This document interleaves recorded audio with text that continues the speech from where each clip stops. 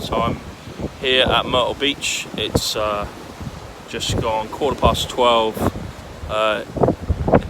in the afternoon, and as you can see, walking down the pier here, and there's Myrtle Beach behind me.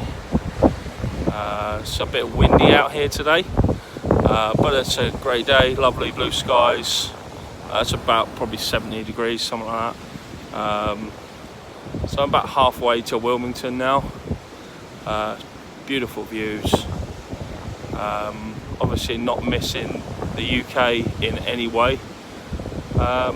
Yeah, just shame I'm on my own now. It'd be nice to have a bit of me time, but it's been great spending some time with the family and the wedding this weekend, but I have drank a hell of a lot of alcohol, and it'd be nice to be sober for a few days, I think, and enjoy a bit of time just exploring on my own. Anyway, hope everyone's fine back home and having a enjoying the weather. I know it's been nice there as well, and I'll keep you updated.